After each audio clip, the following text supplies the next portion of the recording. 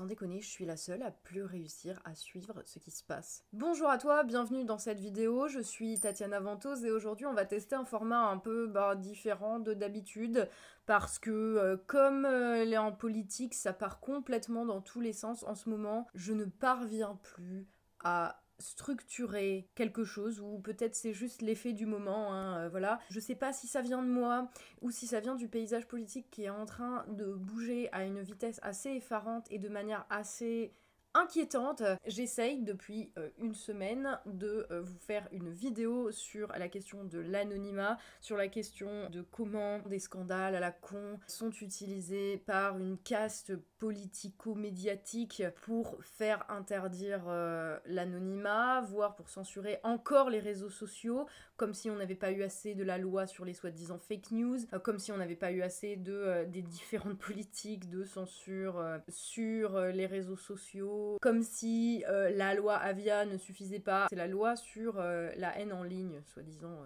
pour contrer la haine en ligne, qui est dans les cartons du gouvernement depuis le mois de juillet. Donc j'ai un dossier de ouf sur la loi Avia. Je vous avoue, je ne comprends plus rien à ce qui se passe en politique. C'est mon boulot à un moment de regarder un petit peu ce qui se passe et de comprendre ce qui se passe et de l'expliquer. Là, je pense qu'on est arrivé à un stade où plus rien ne fait sens. Et je vous dis peut-être que les circonstances n'ont pas changé, que c'est moi qui déconne et qui peut-être ait besoin de vacances ou besoin de prendre plus de recul ou quoi, mais là plus je prends du recul et plus j'ai l'impression que ça part en couille à chaque fois que je reviens. Je ne m'explique pas, là, enfin si je me l'explique, mais ça me fait presque peur de me l'expliquer parce que ça voudrait dire que plus personne ne contrôle plus rien, que le paysage politique, notre vie démocratique, entre guillemets, est à la merci des pires dingos, des pires manipulateurs qui vont être capables de faire le plus de buzz possible. En témoignent les buzz récents de la candidature supposée de Hanouna à l'élection présidentielle, Joachim Son-Forget qui fait complètement n'importe quoi. Comment ce mec est-il encore même député, futur candidat à l'élection présidentielle?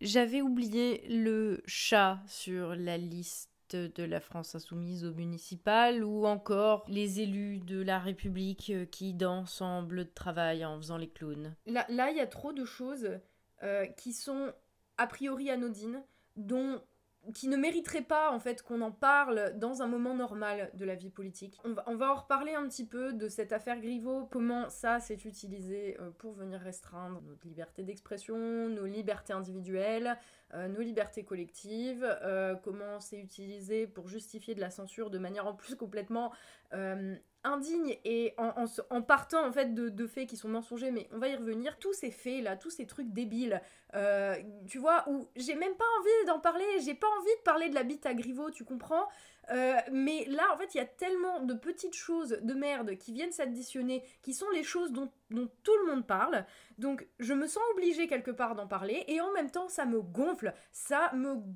de devoir parler de conneries d'un soi-disant artiste russe qui s'est cloué les couilles devant le Kremlin, là. En même temps, c'est des trucs qui sont utilisés par des gens qui ont des ambitions, a priori, en tout cas, de ce que j'ai pu voir, qui ont des ambitions personnelles. Je me vois pas m'asseoir et vous faire une vidéo super structurée sur l'habitat Griveaux. Juan Branco est-il complice ou en plus il ment, il déforme la réalité, il déforme les faits. Piotr Pawlenski qui, enfin bon, d'où on a en France un réfugié politique qui se permet de foutre le feu à la Banque de France et que il est pas inquiété le mec. Après je t'avoue que le fait de sortir des vidéos de l'habitat Griveaux c'est un peu dégueulasse. En attendant ça reste moins dégueulasse que ce qu'ils font au pays, de ce qu'ils sont en train de faire en termes de saccage du pays, donc ça va pas me... Tu vois, j'ai pas particulièrement non plus de sympathie pour Griveaux, je m'en fous. Là, tu vois, cette vidéo, exactement, elle part dans tous les sens, et c'est le sentiment que j'ai. Je n'arrive plus à faire sens de ce qui se passe. J'espère très franchement que notre pays n'est pas entré dans une phase où ce genre de truc va rythmer le quotidien de la vie politique du pays pendant trop longtemps. On dirait une putain de cours de récré. tous, mais tous, il y en a pas un pour rattraper l'autre, tu vois, ils sont tous en train de se tirer la bourre. Alors il y en a un qui révèle les photos, les vidéos sexuelles privées d'ailleurs, hein, qu'est-ce qu'on en a à foutre, les vidéos privées de l'un, et puis l'autre qui va révéler l'homosexualité de l'autre, puis Castaner qui va aller dire « Oh, Olivier Faure avec le nombre de divorces qu'il a eu », mais qu'est-ce qu'on s'en bat les couilles? Vous êtes des politiques, vous êtes des dirigeants politiques, vous vous prenez pour des dirigeants politiques, ou vous êtes des candidats d'une émission de télé-réalité. Il y a des trucs qui se passent.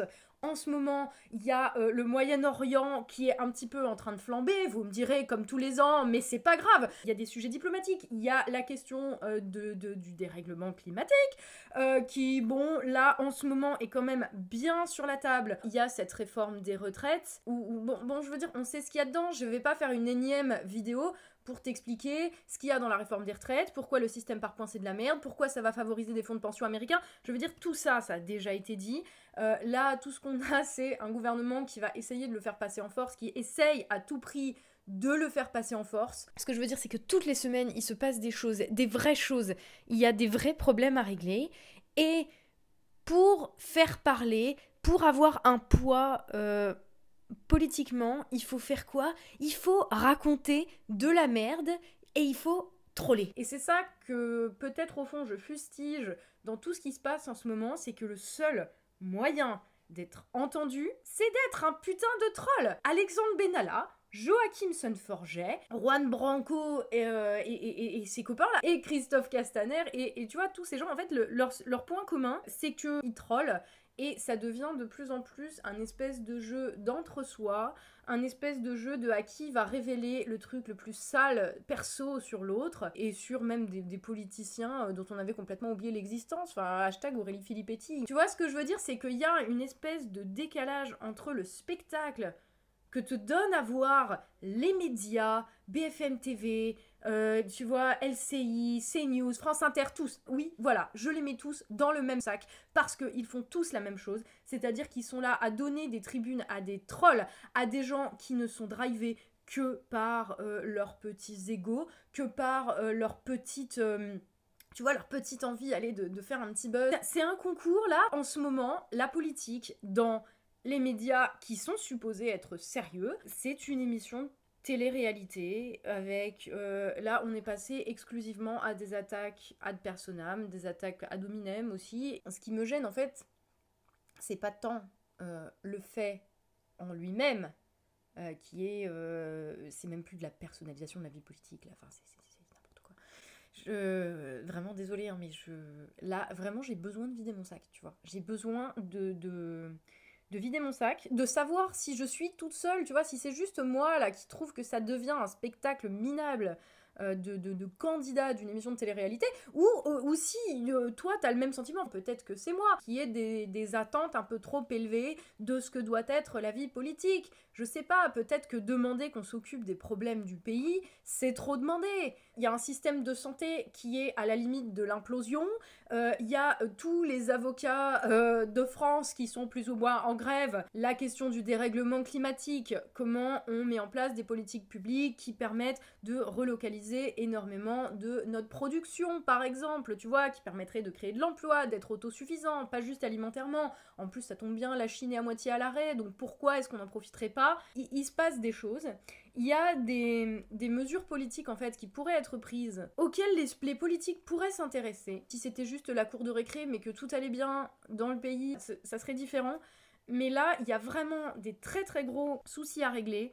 Il y a énormément de gens, en fait, qui ne vivent plus et qui le disent quand même de plus en plus fort depuis plusieurs années. Et qu'est-ce qu'ils font, tu vois, le petit cercle, la petite caste là, oh bah ils s'amusent à liker des vidéos de l'un, des photos de l'autre, mais vous êtes sérieux en fait? Pourquoi est-ce qu'ils se sont mis en politique, ces enfoirés? Enfin, je veux dire, c'était pour qu'on parle d'eux, mais si c'est pour qu'on parle de toi, mais vas-y, tu vas à la téloche. Des métiers qui vont glorifier ton ego, qui vont glorifier ta personne, qui sont vraiment exclusivement dédiés à l'image.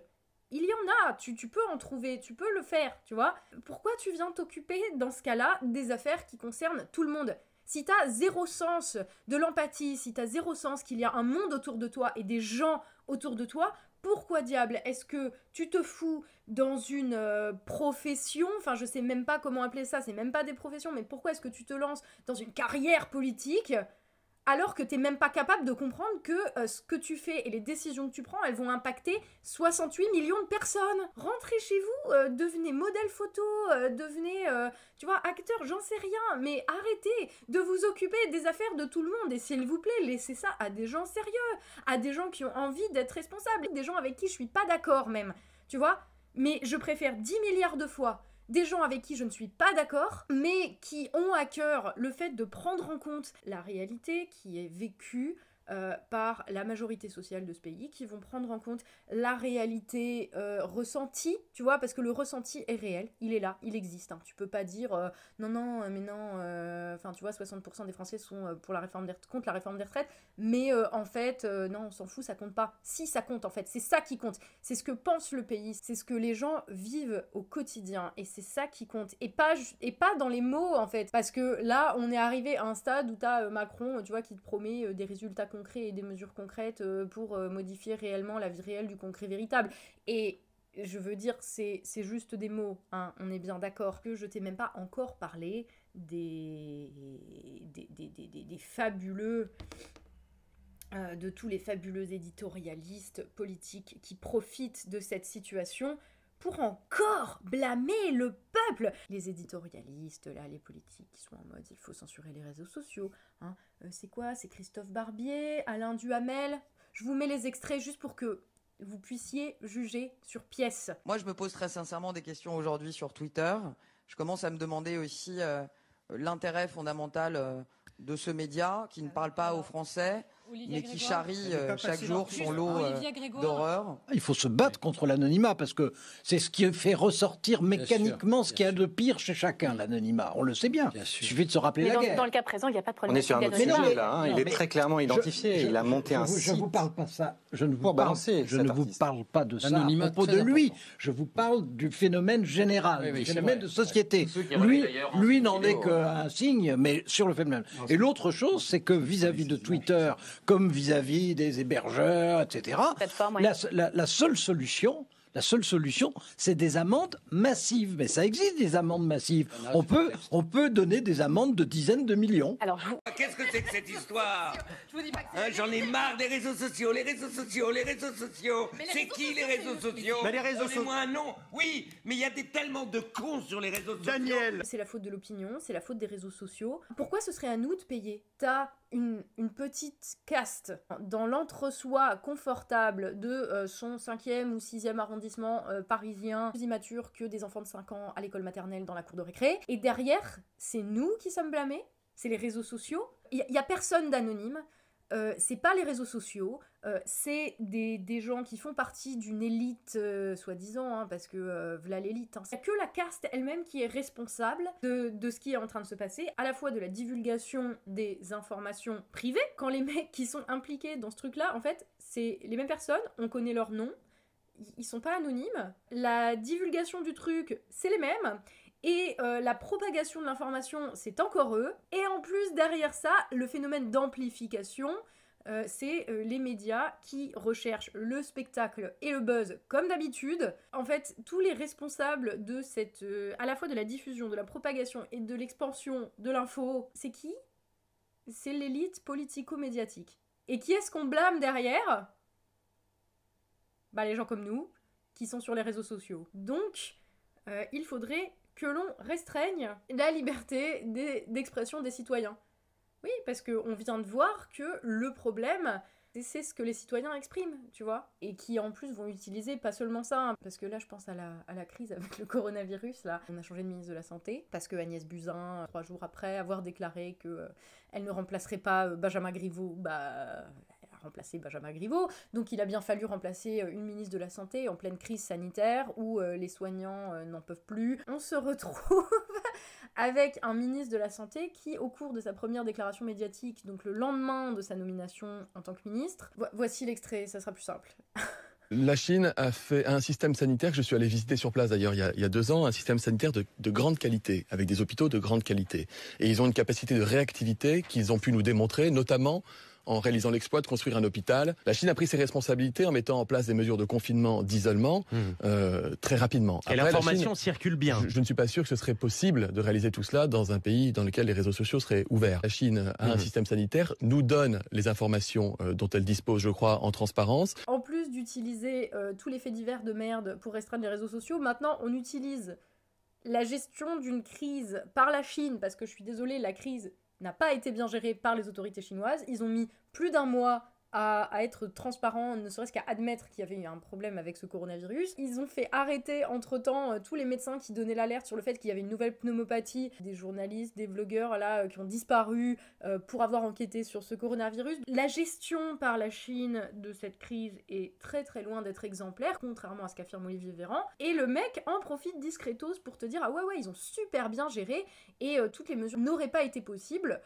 dans un pays où les réseaux sociaux sont ouverts. Sous-entendu, ça aurait pas été possible ici. C'est pas très subtil, mais en même temps, c'est très très sale. Tu veux quoi ? Tu veux qu'on contrôle les réseaux sociaux comme la Chine le fait ?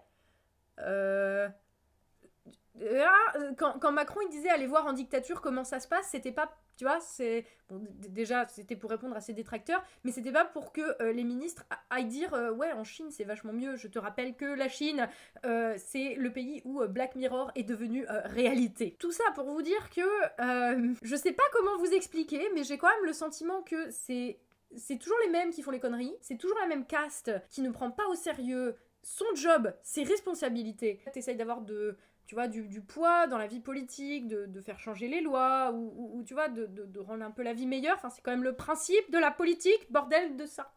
Voilà. Ils font ça, et en plus, après, ils viennent te dire, non, mais... non, c'est votre faute. C'est vous, les méchants citoyens voyeurs, avec vos petits réseaux sociaux, et du coup, c'est nos conneries, et leurs conséquences, c'est bien la preuve qu'il faut vous serrer la vis. On est où, là ? Mais allez en dictature. Une dictature, c'est un régime où une personne ou un clan décide des lois. Une dictature, c'est un régime où on ne change pas les dirigeants, jamais. Si la France, c'est cela, essayez la dictature et vous verrez. Force est de constater qu'on est rentré dans une période où tellement plus rien n'est normal. J'espère juste que c'est moi. Que c'est moi qui arrive plus trop à suivre. Vraiment, parce que si c'est pas seulement moi qui arrive plus à suivre et que c'est vraiment en train d'exploser, tu vois, de craquer de partout comme ça, je ne sais pas comment on va s'en sortir.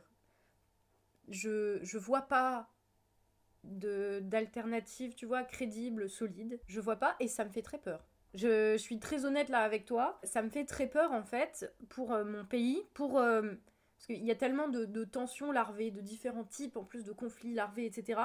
Lequel va péter en premier, il va mettre le feu aux poudres, je ne sais pas. Le chaos est grand et j'ai bien peur qu'il ne fasse que s'amplifier. Et peut-être que c'est normal en fait de pas réussir à en parler de manière structurée parce que ce qui est en train de se passer n'est pas structuré. Je sais pas, dites-moi dans les commentaires. Dites-moi dans les commentaires comment vous ressentez la situation, comment vous le vivez. Désolée pour ce format, désolée pour la longueur de la vidéo. De toute façon, si ça t'intéressait pas, tu serais pas resté jusqu'au bout. J'espère que la prochaine sera peut-être un peu moins le foutoir. J'espère que la prochaine sera surtout l'occasion de dire bon ben ça y est, la France c'est un peu moins le foutoir. Et ça fait quoi ? Ça fait 4 ans que je suis sur YouTube, enfin avec le fil d'actu aussi, et j'ai l'impression que c'est toujours plus le foutoir et que ça va à une vitesse qui est alarmante. Mais bon, il y a bien un moment où ça va finir par se ralentir ou par exploser. Bon allez, j'arrête ici. Je vous dis à la prochaine vidéo et surtout dans ces circonstances, voilà, n'oubliez pas de prendre soin de vous.